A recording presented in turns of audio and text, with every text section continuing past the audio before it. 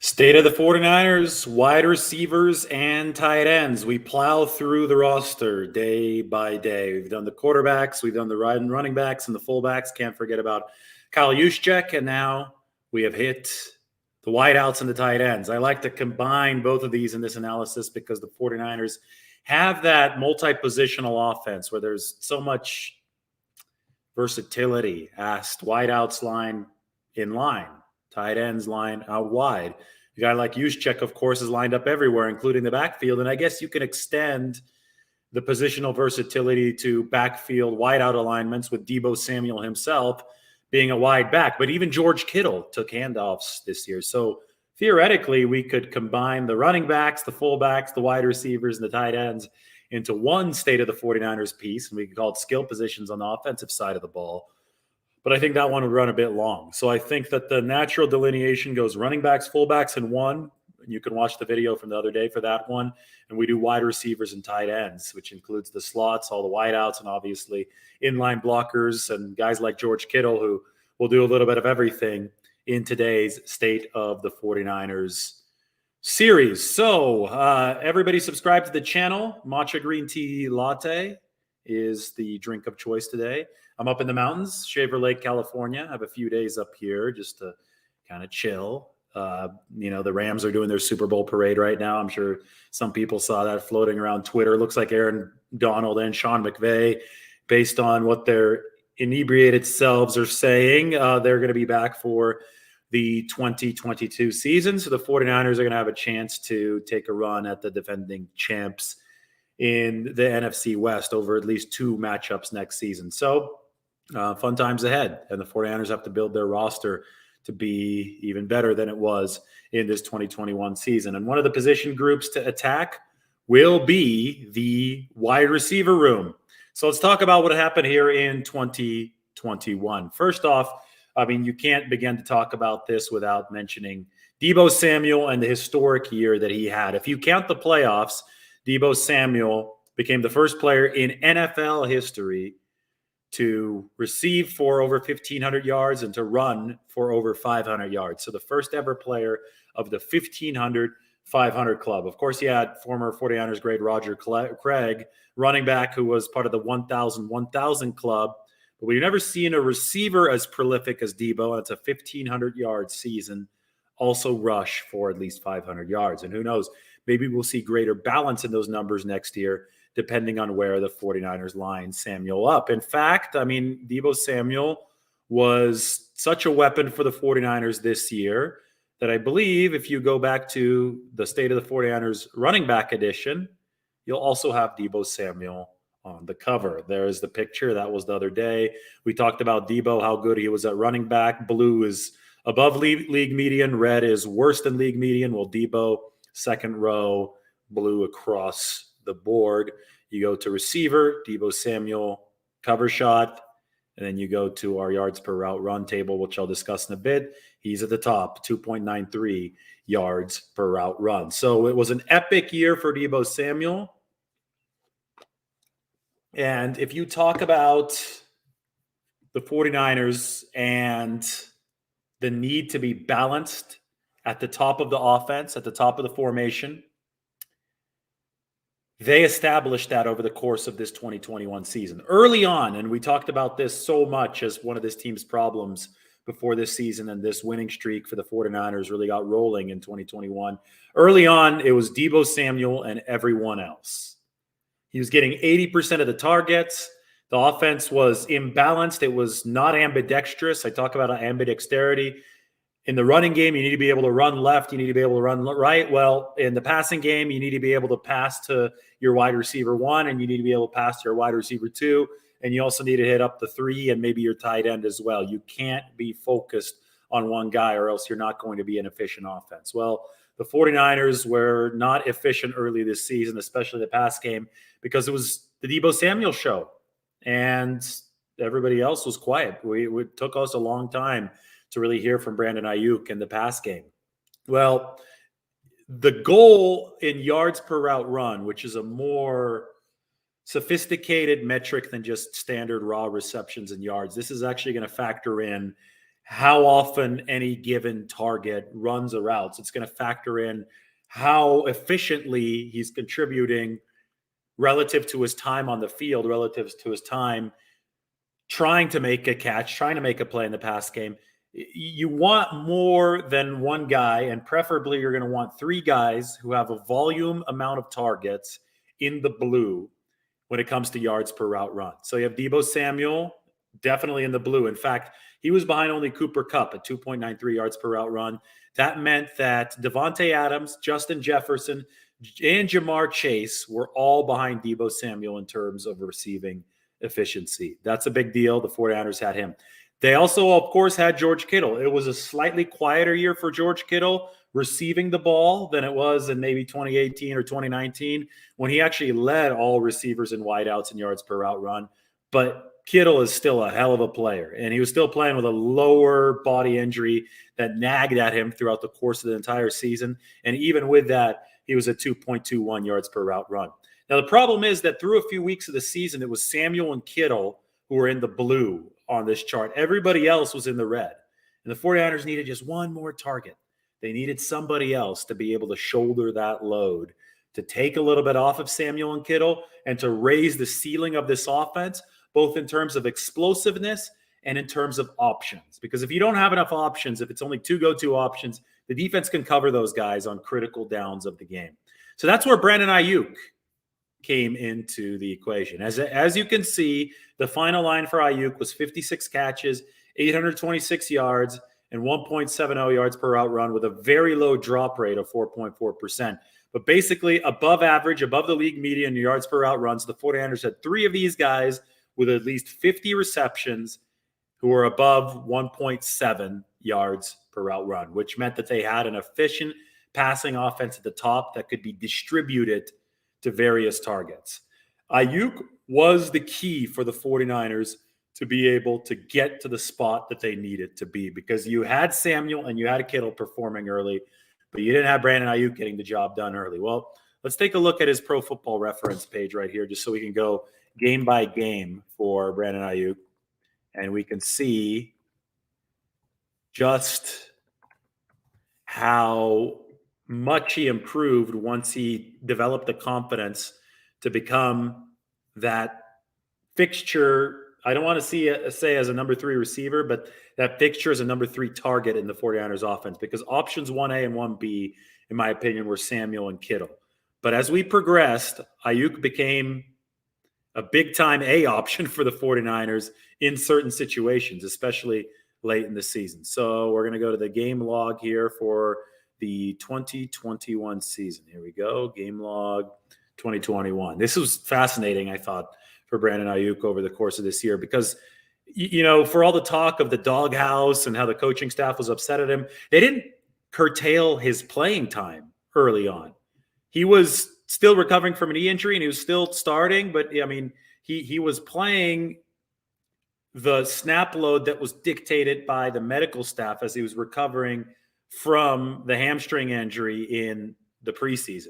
And then once he got his full snap count, and that started happening, around weeks 3, weeks 4, some of the catches started rolling in, but they didn't start rolling in as consistently as the 49ers would have liked. So first of all, there was the no target game at Detroit where he returned a punt for 7 yards. Then against Philadelphia, he had a catch for 6 yards. I remember that out pattern from Jimmy Garoppolo.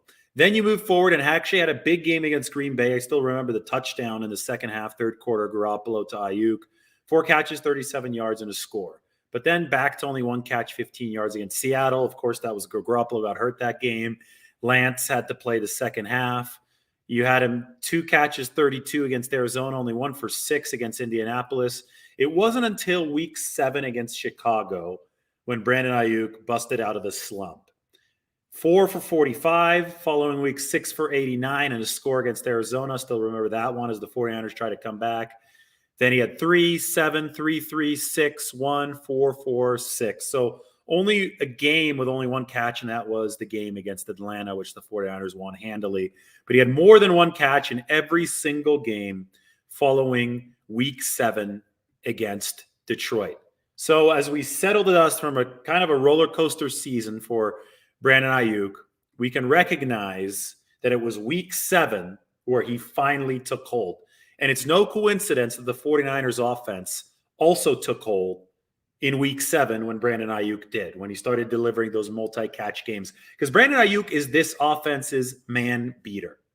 Deebo Samuel, for as great as he is, as both a wide receiver and a running back, the wide back, I mean, he's a totally natural running back, and he's totally natural in space after the catch. But I don't think that Deebo Samuel's strongest skill set is beating man coverage as a wide receiver. I think Brandon Aiyuk is actually more talented in that regard. So you have to have that in your offense, or else defenses are going to overplay Samuel. They're going to overplay Kittle. And in Kittle's case, he was beaten up through most of this year. So you needed to alleviate the pressure. And it was Brandon Aiyuk who was able to do that. And, to me, there was just so much noise about him early in the season. You talked about the doghouse. You talked about lower productivity. You talked about, sophomore slumps, all this and all that. I mean, people were trying to rope in Dante Pettis' name into the mix. And I came on with several videos at the time. I'm like, guys, calm down, settle down about Brandon Aiyuk, because I had watched this guy through the offseason. I had watched him through the start of training camp, and he was effective out of the gate in training camp. He might have been Jimmy Garoppolo's favorite target early on in training camp. I still remember this off-schedule play on the first open practice where Brandon Aiyuk busted free. Garoppolo found him for a big gain. And there was rapport. There was trust there. And there was a sense that this guy was going to take off this season. But then he hurt the hamstring. And this is why all that early season talk on social media was such noise. It was such clickbait. Shanahan was never angry with Brandon Aiyuk. It was never a Dante Pettis, go sit down in the doghouse situation. I'm not going to play you. We'd rather go to the third stringer instead of you, a former second-round draft pick.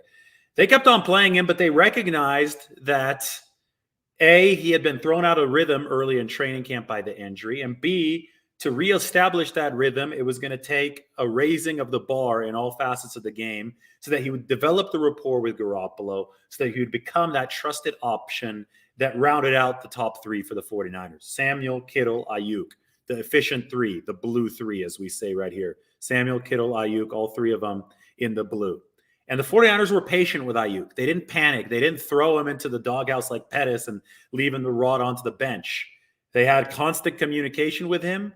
They said, put your nose to the grindstone, fight through this, you'll get through this, and you're talented enough to be delivering the way that you need to. And after all of this clamoring on social media for about 2 months, Aiyuk broke through in week 7, and I thought that was key for this receiving room. So that leads me to the next question. Deebo Samuel is probably going to get paid this offseason. George Kittle already got paid in 2020. Nick Bosa is going to get paid as well. But as far as offensive weapons, the 49ers may well be in this position, same position next year they're in with Samuel right now, and we're with Kittle, with Brandon Aiyuk next year if he continues his upward trajectory. And I'll tell you what, that would be a problem that the 49ers would welcome with open arms. If you have to pay emerging players big-time money because they're producing at a level that deserves a big contract, you're doing something right as far as development and drafting as a franchise. So the 49ers obviously did something right with George Kittle. They obviously did something right with Deebo Samuel. The jury is still out for Brandon Aiyuk, but the trajectory is going in the right direction. In fact, in the playoffs, and we go back to his Pro Football Reference page here. I know in the regular season finale, he had 6 for 107. That was a big game for him. And in the playoffs, 8 targets for Brandon Aiyuk in the championship game. That led the 49ers 4 catches for 69 yards, including that deeper one from Garoppolo down the sideline. So to me, it seems that the integration of Brandon Aiyuk into this offense to become a potential star next season is a realistic possibility. And it's one that the 49ers should brace for financially, because if push comes to shove and you have a lot of guys to pay, including Samuel this year and Aiyuk next year, you'll be happy to do it, but you better prepare for it. And the way that things went in 2021, it's something that the 49ers should probably budget for. What else should they budget for? Well, you only have 2 receivers on this team currently under official contract for 2022, Deebo and Brandon Aiyuk. It won't be hard to keep Jawan Jennings around, though. Jawan Jennings is going to be the number 3 receiver for the 49ers in all likelihood because he's going to be an exclusive rights free agent. That means that nobody else will be able to negotiate with him. The 49ers can bring him back. I loved what Jennings brought to the table this year. In fact, if you go to the yards per route run chart, he was slightly above average at 1.30, 24 catches, 282 yards. It's really what you want out of the number 3 wideout, especially in an early season. He wasn't technically a rookie, but it was his first season playing. So I see Jennings as a player who he needs to work on the drop rate. He dropped too many passes, 8 of them this season. It's a 16.7% drop rate. So the 49ers need to improve that. But as far as the blocking goes, I always called him like Tyler Durden from Fight Club because he would just piss people off with how physical he was.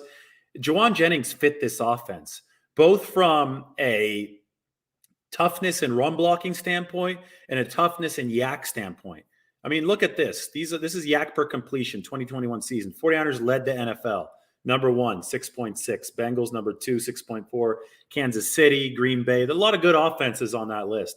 The 49ers, they call themselves the Yak Brothers, the Yak Monsters, whatever you want to call it, for a reason, because they're able to bull their way after the catch. They're zagging when the rest of the league is zigging. They're taking advantage of undersized secondaries. And Jauan Jennings is absolutely part of that club. So, I wonder what the 49ers do beyond Jennings, because I think that it's Samuel, Aiyuk, and Jennings 1 to 3. I think they really like that combination at the top of the receiver room. But do they go home run, speed demon threat at number 4? I think this was the goal with Travis Benjamin. It didn't work out. He only had 1 catch, and it came in the playoffs. Returned some punts in the playoffs. Dropped some passes this year. I mean, after that opt-out year, Travis Benjamin on the wrong side of 30. 49ers didn't really get the field stretching ability I think they wanted to get out of their number 4 receiver. But they potentially could go out and try, a little something from that number 4 spot to see if they can unearth some value. They can unearth ceiling busting kind of player that can make Aiyuk's job, Samuel's job, and Jauan Jennings' job easier. And as far as like bolstering this offense to add another dimension, how about a pass catching tight end to pair with George Kittle? In 2020, the 49ers decided that that was going to be the route. They acquired Jordan Reed to pair with George Kittle, and they said, all right, let's go with these 2 tight end sets, and let's do a little bit of what the Patriots used to do back in the day, back when Tom Brady was there a few years ago, and they had Gronkowski. Obviously, Aaron Hernandez was on that team too. I thought the 49ers looked at Jordan Reed and a George Kittle combination of those 2, and they looked at something that would be extremely hard for opposing defenses to cover. The problem was that Jordan Reed was hardly ever simultaneously healthy with George Kittle. So we saw Reed against the Jets in week 2 of that year. We saw George Kittle explode against the Eagles in week 4 of that year, but then Reed wasn't healthy because Reed got hurt against the Jets. So it was this, and Kittle was hurt in week 2. So it was this mix and match, right? One time Kittle would be healthy. Next time Reed would be healthy. They didn't overlap. That was an injury-riddled season. Might Shanahan go back to the veteran tight end? Well, because this season you only had 5 catches for Charlie Werner and 4 catches for Ross Dwelly. It's interesting to me that Werner did usurp Dwelly on the depth chart this year. But at the end of the day, Werner is a blocking specialist. You'll throw it to him a few times. Jordan Reed was a receiving specialist, and George Kittle is best at catching the ball and run blocking. You don't want to keep George Kittle back in pass protection all too much. I'll talk about that in a second. But maybe some tight end to pair with Kittle is something that you look for. So speed demon at number 4 wideout, blow the top off of defenses, maybe a tight end to pair for George Kittle. That's a possibility when you look at potential improvement. Speaking of Kittle, last season, I have this in the State of the Tight Ends and Receiver Room article. I'm going to post this on the comment section. This is in the chat section now. You can go check it out on The Athletic if you want to see all this analysis. Subscribe now to the YouTube channel, by the way. We're coming out with a lot of deep stuff, a lot of good stuff in off-season. We're talking about George Kittle. 70 dropbacks in pass protection this season.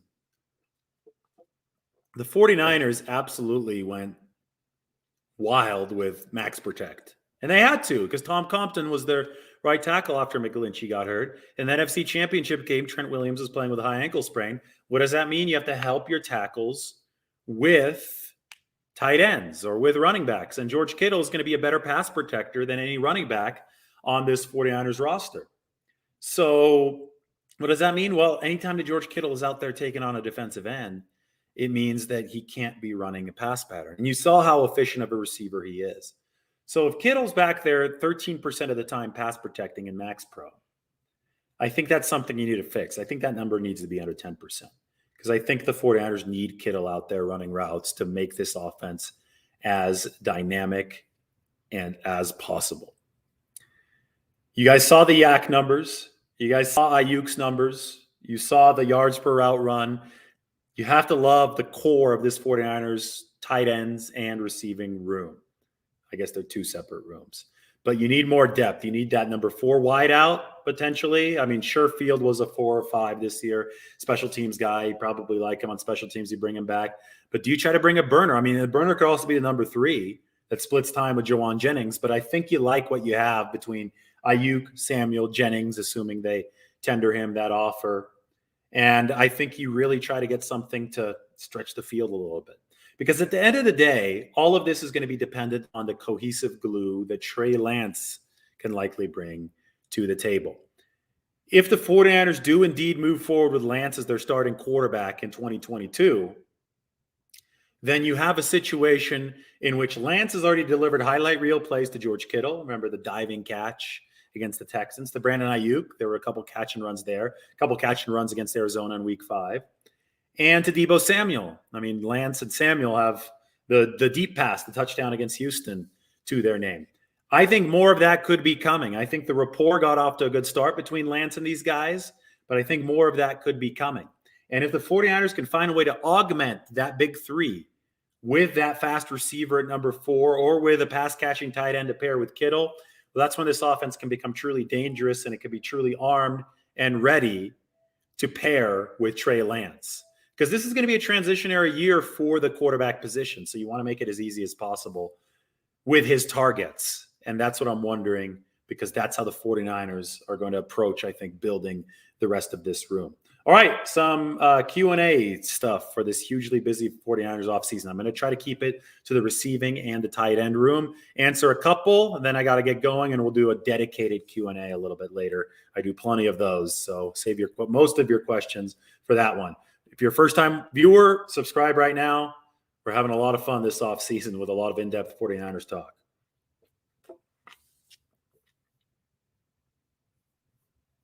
Yes, the 49ers do need to optimize George Kittle. Juwan Jennings does have that mentality. This is a good point. I think Aiyuk will have a 1,000-yard season, but I'm scared about using Deebo too much to shorten his career. Yeah, so I mean, if Aiyuk has a 1,000-yard season, you're theoretically going to take away coverage pressure from Deebo Samuel. Hopefully you could throw more to Deebo. But the key for Deebo is you minimize or limit the running back snaps, right, to keep him fresh. And for that, you got to have the guys in the backfield take some pressure off of them. The 49ers went to Deebo Samuel in the backfield by necessity this year. No Mostert. Mitchell was hurt. Wilson was still on the shelf. He went to Deebo because he was the only one that could execute what Kyle Shanahan needed out of the backfield. Did he get, too big of a workload? Maybe. I mean, he survived this season, but you probably don't want to make that a thing moving forward all too much. So for that, you have to make sure that backfield is stocked. We talked about it in the running back show the other day. But Aiyuk helping would also help Deebo Samuel get open in the passing game. More Juwan Jennings love. He's awesome, 6'4" and hungry for greatness, great attitude. I really like Juwan Jennings as well. Do we think that Brandon Aiyuk will have an all-pro year after coming on this season? He looks so sharp this year, even a failure. I mean, that's why I brought it up. And if he does, if Aiyuk explodes the way that Deebo Samuel did, or even 3/4 of that in 2022, 49ers will have to pay Kittle, Samuel, and Aiyuk within a 4-year stretch. Not easy, but again, a problem that you would love to have. Yes, you did miss the talks about a grilled cheese, but the good thing is that on YouTube, stuff lives on. So go ahead and go to the rest of the channel. I'm sure you know how to navigate your way through YouTube. Best grilled in America. My girlfriend Margot makes a guest appearance in the video because she's eating the grilled cheese with me. We also had the best sandwich in the Bay Area on the show last Friday. And I mentioned a couple things about Deebo Samuel and Nick Bosa on the sandwich show, but it was more of a food show. So we're combining sports, food, culture, everything, 49ers food culture in this show. So go ahead and check out the best grilled cheese in America from the Rhine in Sacramento. It's 2 videos ago, I believe. So subscribe, check it out, do all that good stuff. Resign Jalen Hurd. I don't know about that. I think Kyle Shanahan was over it. Hurd would have to prove that he could stay healthy. I mean, he never got healthy after the ACL tear. He played just so he could compete and stay on that roster for a little bit longer this year in the preseason, but he was a shell of his former self. So I don't think that's very likely when we go on the Jalen Hurd train right now. What have you seen from Jordan Matthews' position change to tight end? He's had trouble blocking. I know that. I mean, it's different, a tight end. You're inline blocking. Sometimes you got to take on a defensive end. He's got to get stronger. I think it was a year-long redshirt project as far as the blocking goes. Let's see how he looks once camp starts, once the pads come back on this next season, because they are willing to sign him to that future contract, which means they must like his progress, because you don't do that with an older player unless you really like the potential. You don't want to take up that roster spot. I'll do an offensive line question. When will Colton McKivitz get into the mix? What a waste of talent sitting on the sideline. Well, he was in the mix in NFC, the final, week 18. Might have been better than Trent Williams in the NFC Championship game. Williams was playing really hobbled. McKivitz wasn't great. He wasn't great in 2020, but as a depth piece, as an offensive lineman, I think he earned himself some more rope with the 49ers. So we'll see what happens, but I don't know if he's a starting caliber player. Any good food at Shaver Lake? Question from Fresno. Good stuff. So interestingly enough, there is plenty of good food up here. I went to a new place. The old Blue Sky Cafe closed down, and there's a place called Mountain Tripper. I think, it's called Mountain Tripper. It's an old Blue Sky Cafe. It's like a more upscale coffee shop with good sandwiches and acai bowls and stuff like that. Pretty cool to have up in the mountains. So this is one of those green teas, the matcha green teas. I would check that out. I would check out the Trading Post if you're looking for a more refined dinner option in Shaver Lake. I would also check out the Shaver Lake Pub and Grub if you're looking for more bar food, and then Shorthorn, the standard bar with a pool table. That's always going to be recommended. Maybe I'll do a show from one of those places coming up here. Yes, the grilled cheese video is about the award snubs. Good stuff. We got a lot of people from Fresno on the show. Is Banks going to be leaned on to save money and letting Lakin walk? Boy, that would be a dicey proposition, but who knows? Maybe the 49ers will do it. I talked about Lakin's contract situation yesterday. D Ford also, there's a couple details there to iron out. So be sure to check out all the other videos right now. Be sure to subscribe. It was fun to talk about the receivers today. I will research this question right here, and I'll get back to you soon. We'll have a show documenting this bratwurst and sauerkraut in the Bay Area.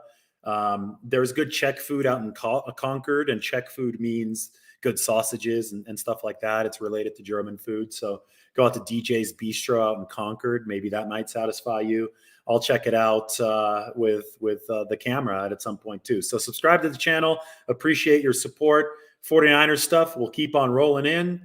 Next position group is the offensive line. So I'm really excited to bring that one to you. All right, guys, everybody take care.